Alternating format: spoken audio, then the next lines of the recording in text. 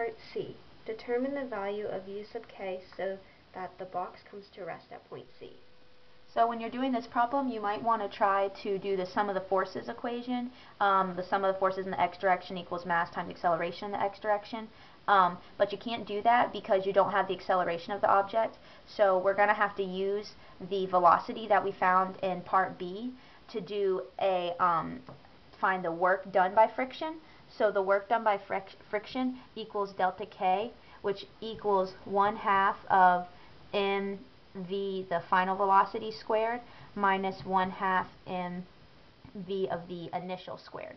And we just found out that the final velocity, or the initial velocity, I'm sorry, which is the velocity at point B, is the square root of 2gh. So we're going to plug that in.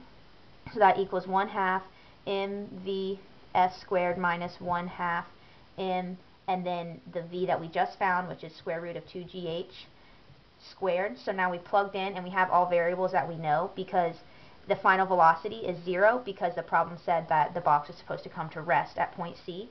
So we have that the work done by friction equals the negative 1/2 of mass, and then if we solve that out, that's just 2gh.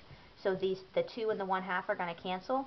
So the work done by friction equals negative 1/2 mgh, and the negative makes sense because friction is always going to be, or the work done by friction is always going to be acting in the opposite direction that the object is moving. So once we found this out, we still don't have the u sub k variable.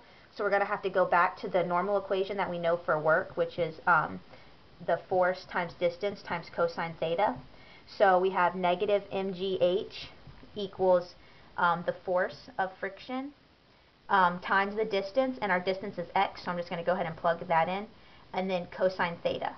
And our cosine theta, since friction is acting opposite the way that the object is moving, cosine theta is pi, so the cosine of pi is negative 1. So we have negative mgh equals the force of friction times s, and then that's negative 1. So we just want to make that negative. And we know that the force of friction is going to be the little u times the normal force. And normal force in this equation is equal to mg, because if you draw a force diagram on the object, you have the force of friction and the normal force and then f of g. And we know that the object is not moving in the y direction, so these two vectors have to be equal. So we're going to go ahead and again plug in what we know. These negatives will cancel out, so I'm just going to go ahead and keep it positive. mgh equals u mg times x. Our m's and our g's are going to cancel, so our the u, or the coefficient of friction, is going to be h over x equals the coefficient of friction.